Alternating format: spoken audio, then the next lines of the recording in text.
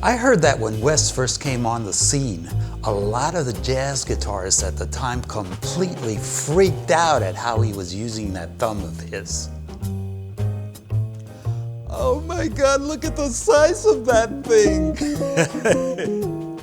I mean, especially the white cats, guys like Joe Pass, Barney Kessel, Jimmy Rainey, Jim Hall, they must have all developed a case of thumb envy. Of course, Tall Farlow was not intimidated. Anyhow, in this video, I'm going to prove to you that size isn't always the most important thing. It's not the ocean, it's the motion that matters. And you too can learn how to play octaves like Wes. So what I'm going to do next is I'm going to first show you the technique that he employed. Then I'm going to give you a few exercises so you can develop that technique. And finally, I'm going to show you how I use it with a little bit of improvisation. Okay, so the first thing I'm going to teach you is how not to play octaves Wes style. See, I've seen a lot of cats do it this way. Maybe they'll use the fifth string for the lower octave and then skip a couple of strings and do the higher octave on the second string, like this. No, not the correct way. They might do it with the lower octave on the fourth string and then the higher octave on the first string. Yeah, you get the octave, but believe me, it's not the way Wes did it. And trust me, you don't want to get caught in the middle of a gig playing octaves this way because the jazz police will lock you up and throw away the key.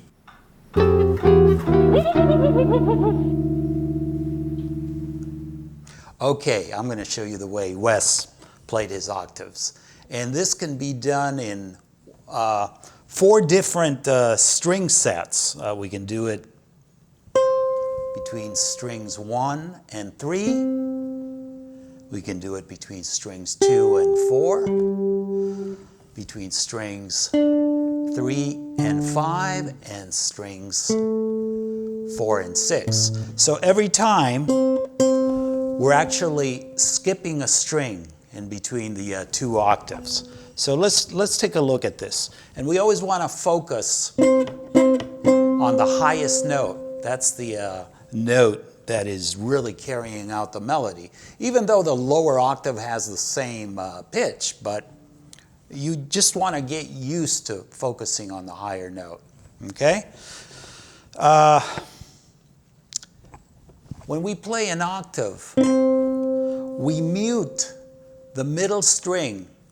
For example, here I'm playing strings 1 and 3. I want to mute that middle string in between the octave with my index finger.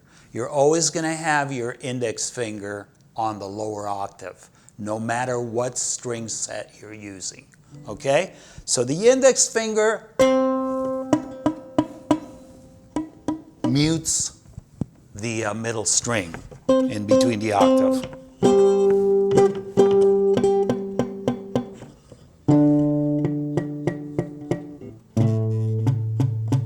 Okay, so to recap, we have 4 string sets to play octaves in. So let me show you the thumb technique. And I'm going to show you my thumb first. Just a regular small thumb, okay?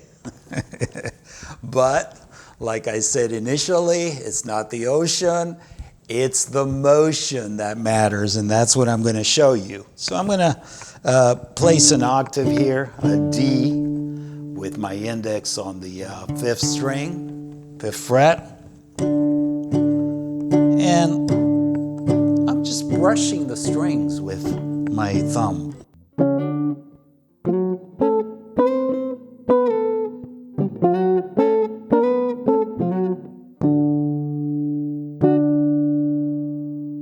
See, all the muting is done with the left hand. Now, so you can develop some technique, I'm going to show you how to play a scale, a full scale, using octaves. And for this, let's pick the key of A because it's so central to the guitar. And everybody seems to know scales in A. Okay, let's use a Mixolydian scale, which is just like a major scale, only that it has the flatted 7. That way we can later on start out by playing some blues using this scale. So we want to start out having our root in the lowest string, the 6th string, using our index, and it would go like this.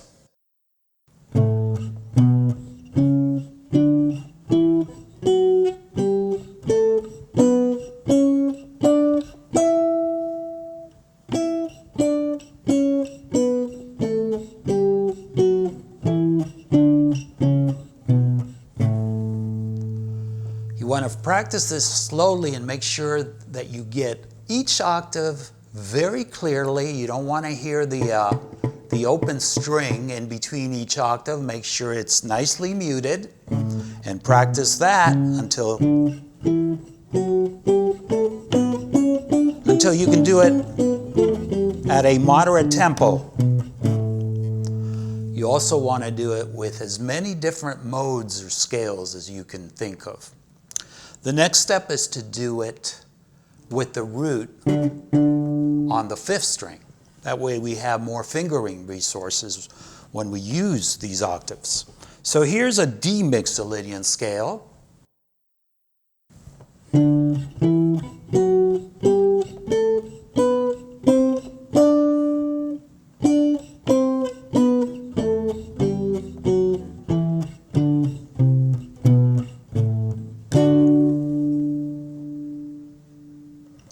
Next, what you want to do is you want to try to single out the chord tones that form the 7th arpeggio that we can extract from each one of these scales. So in the case of the A Mixolydian scale, we have a dominant 7th chord, which would be comprised of root, 3rd, 5th, flatted 7, root, and major 3rd on top.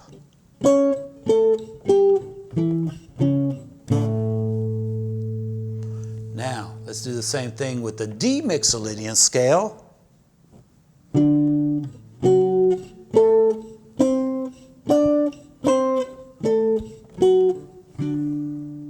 other words, root, major 3rd, 5th, flatted 7, root again, an octave up, flat 7, 5th, major 3rd, root, and we can also keep going down, flatted 7, 5th, root. Now, the next step, assuming that you understand the fundamentals of how to improvise a melody on a single line, you want to take that concept and apply it with octaves when you improvise. And a good place to start, I would say, is the blues. There you can just use these dominant 7th scales, these Mixolydian scales that we just looked at, and you can play over the 1, 4, 5 progression that the blues is made up of, at least traditionally. And then you can slowly add more scales as you learn them and get comfortable playing them proficiently with these octaves and start playing some standards. So what I'm going to do next is I'm going to, show you how I do it, and I'm going to play a blues, but I'm going to go beyond just playing the basic 1, 4, 5. I'm going to play some jazz blues. I'm going to throw a few other scales in there, and we'll see.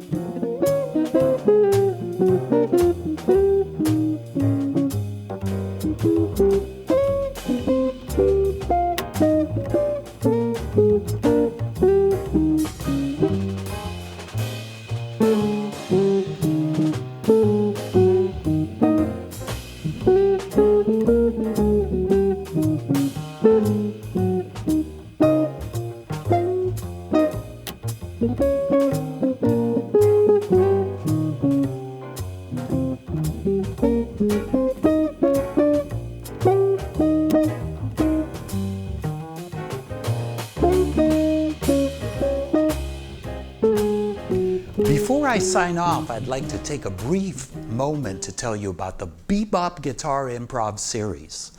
Developed over a 10-year period while teaching at several universities, I designed this comprehensive course with the goal of teaching you jazz improvisation as a language.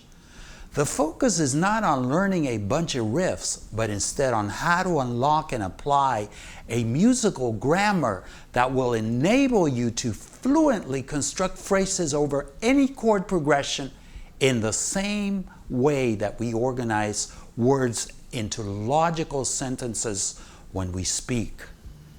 The great jazz improvisers don't rely on playing memorized riffs. They can solo chorus after chorus, smoothly interconnecting idea after idea because they have become fluent at idiomatically developing melodies over any given harmonic context. And this is exactly what I want to show you from a guitar-oriented perspective. This online course is comprised of 2 volumes. Volume 1 alone includes 3 books and over 150 videos. It will unravel the method to this madness, which we call jazz improvisation, in a logical, detailed, step-by-step method. All the exercises are available as downloadable PDFs, audio MP3s, and even band-in-a-box files. You also get access to a forum where you can get answers to any questions that may arise. Best of all, it is super affordable and comes with a 30-day money-back guarantee. No questions asked. For more info, please visit bebopguitar.richiezellon.com and find out how hundreds of guitarists worldwide are taking their playing to a whole new level.